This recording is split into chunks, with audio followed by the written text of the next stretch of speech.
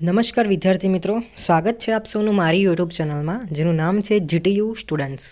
તો મિત્રો, આજના પેપરમાં તમે જોશો, આ ગુજરાત સમાચારનું આ પેપર છે, તો એમાં DDCET એક્ઝામના રિલેટેડ એક આર્ટિકલ આવેલો છે. તો આ શું કહે છે તો આપણે એના રિલેટેડ જોઈએ. જો તમે મારી ચેનલમાં નવા છો તો પ્લીઝ અત્યારે જ લાઇક કરી દો, શેર કરી દો અને સબસ્ક્રાઈબ કરી દો. બરાબર. તો પેપરમાં હેડિંગ કંઈક આ પ્રકારે છે કે સરકારે આ વર્ષથી લાગુ કરેલી નવી સિસ્ટમ મુજબની ડિપ્લોમા ટુ ડિગ્રી ઇજનેરી પ્રવેશ પરીક્ષાનો સિલેબસ બદલવો પડશે. આપણને ખબર છે મિત્રો, ઓનલાઈન જે યુટ્યુબ પ્લેટફોર્મ છે એમાં ઘણી બધી જે છે ઝુંબેશ ચાલી રહી છે. ઘણા બધા સર જે છે એ માગણી કરે છે. જીટીયુના હેડ ઓફિસમાં પણ જે છે પહોંચી ગયા છે એ લોકો. એઝ અ સ્ટુડન્ટની સાઈડ એ લોકો લે છે કે તમે ડિપ્લોમામાં અત્યાર સુધી તમને કેમેસ્ટ્રી કરીને સબ્જેક્ટ જે છે એ આવેલો નથી. જો હું કેમિકલ એન્જિનિયરિંગના જે વિદ્યાર્થીઓ છે એને હું ગણતો નથી અત્યારે, પણ જે બાકી બધા જે બ્રાન્ચના છે, મિકેનિકલ છે, આઈટી, કોમ્પ્યુટર સાયન્સ, બરાબર, તો આ બધા જે સબ્જેક્ટ છે એમાં તો કેમેસ્ટ્રીનો સી પણ જે છે આમ એમાં આવતો નથી. પણ તમે જોશો તો DDCETની એક્ઝામમાં આ કેમેસ્ટ્રી કરીને એક સબ્જેક્ટ એ લોકોએ ઇન્ક્લુડ કર્યો છે. ફિઝિક્સ છે, નો પ્રોબ્લેમ. મેથેમેટિક્સ છે એમાં પણ જે છે માન્ય છે એ લોકોને. પછી ઇંગ્લિશ લેંગ્વેજ લીધેલી છે તો એ બી બધાને માન્ય છે. પરંતુ તમે જોશો તો કેમેસ્ટ્રી સબ્જેક્ટ એમાં ઇન્ક્લુડેડ છે અને એમાં બી કેમેસ્ટ્રીમાં ઓર્ગેનિક કેમેસ્ટ્રી ને એ બધા એના સેગમેન્ટ પડે છે. બરાબર. તો ઘણા બધા મિત્રો જે છે એમાં એ લોકોને કન્ફ્યુઝન થાય છે. એ લોકોની માગણી એવું છે કે ભાઈ આ કેમેસ્ટ્રી કરીને સબ્જેક્ટ જે છે એ હટાવો.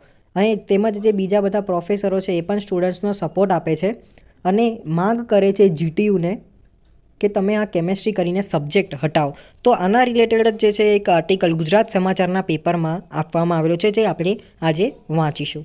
તો ડિપ્લોમા ઇજનેરી બાદ ડિગ્રી એન્જિનિયરિંગમાં પ્રવેશ માટે સરકાર દ્વારા પરીક્ષા લાગુ કરવાનો ઠરાવ કરવામાં આવ્યો છે. ત્યારે આ વર્ષે એટલે કે 2024-25માં પ્રવેશ માટે પ્રથમવારની પરીક્ષા એપ્રિલમાં લેવાનાર હોય આ પરીક્ષાનો સિલેબસ બદલવો તેવી સ્થિતિ ઊભી થઈ છે. કારણ કે 200 માર્ક્સની પરીક્ષાના સિલેબસમાં 100 માર્કના બેઝિક સાયન્સ એન્ડ એન્જિનિયરિંગના પાર્ટમાં 50 માર્ક કેમેસ્ટ્રીના પ્રશ્નો માટે રાખવામાં આવ્યા છે.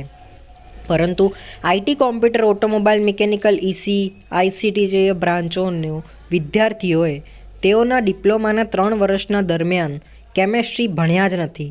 જેથી આ મુદ્દે ટેકનિકલ શિક્ષણ વિભાગને કોલેજો દ્વારા લેખિત રજૂઆત કરીને સિલેબસ રિવાઇઝ કરવાની માંગ કરવામાં આવી છે. તો જેમ મેં તમને થોડુંક ઓવરવ્યૂ આપેલું છે, તો આ પહેલા ફકરામાં એ એવું જ કહેવા માંગે છે મિત્રો.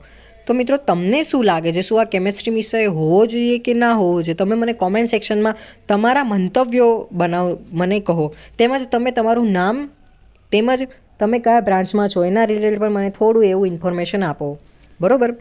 ચલો આગળ જોઈએ. તો પરીક્ષામાં 100 માર્ક્સના પાર્ટ્સમાં કેમેસ્ટ્રીના પ્રશ્નો, પરંતુ કોમ્પ્યુટર આઈટી બ્રાન્ચના વિદ્યાર્થીઓ ભણ્યા જ નથી.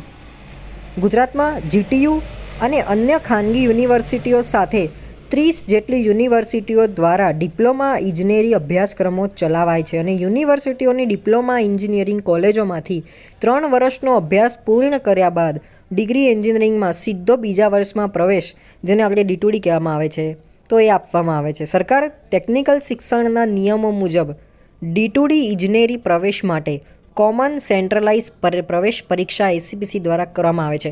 મિત્રો, મેં પહેલાં પણ જે છે વિડીયોઝ ઘણા બધા બનાવેલા હતા કે આ DDCET આ એક્ઝામ કેમ એ લોકોએ કન્ડક્ટ કરી.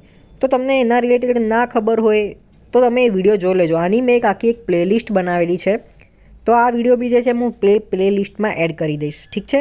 તો આના રિલેટેડ જે બી સિલેબસ તમને ના ખબર હોય તો એકવાર જોઈ લેજો. લિંક જે છે ડિસ્ક્રિપ્શન બોક્સમાં તમને મળી જશે એ આખી પ્લેલિસ્ટની. બરાબર. તો આ કોમન પરીક્ષા પ્રક્રિયામાં તમામ યુનિવર્સિટીઓના ડિપ્લોમાના વિદ્યાર્થીઓના જુદા જુદા પરિણામ હોવાથી મેરિટમાં મુશ્કેલી પડતી હતી, જેમ મેં હમણાં તમને વાત કરી. અને ખાસ કરીને જીટીયુના વિદ્યાર્થીઓને અન્યાય થતો હતો. જેથી કોમન મેરિટ તૈયાર કરી શકાય અને તમામ વિદ્યાર્થીઓને પ્રવેશમાં સરખો ન્યાય મળે તે માટે ટેકનિકલ શિક્ષણ વિભાગે D2D ઇજનેરી માટે કોમન પરીક્ષા લાગુ કરી છે. આ પરીક્ષામાં એપ્રિલમાં લેવનાર હશે અને આ ફેબ્રુઆરીમાં રજિસ્ટ્રેશન જે છે શરૂ થશે. તાજેતરમાં ટેકનિકલ શિક્ષણ વિભાગે આ કોમન પરીક્ષા માટેનો સિલેબસ જાહેર કરી દીધો છે. 200 માર્ક્સની પરીક્ષાના માળખા મુજબ 100 માર્કનો પાર્ટ બેઝિક સાયન્સ એન્ડ એન્જિનિયરિંગનો અને 100 માર્ક્સનો પાર્ટ જે છે મેથ્સ અને સોફ્ટ સ્કિલનો રહેશે, જેમ કે મેં ઇંગ્લિશ તરીકે મેં વાત કરેલી હતી એ વાળી, બરાબર. પછી બેઝિક સાયન્સ એન્ડ એન્જિનિયરિંગમાં 50 માર્ક્સ કેમેસ્ટ્રી તથા 50 માર્ક ફિઝિક્સ રાખવામાં આવ્યા છે, જેને પગલે ડિપ્લોમા કોલેજ એસોસિએશન દ્વારા ટેકનિકલ શિક્ષણ કમિશનરને રજૂઆત કરવામાં આવી છે કે કોમ્પ્યુટર, આઈટી, ઓટોમોબાઈલ, મિકેનિકલ સહિતની બ્રાન્ચના વિદ્યાર્થીઓને ડિપ્લોમામાં કેમેસ્ટ્રી ભણવાનું જ આવતું નથી.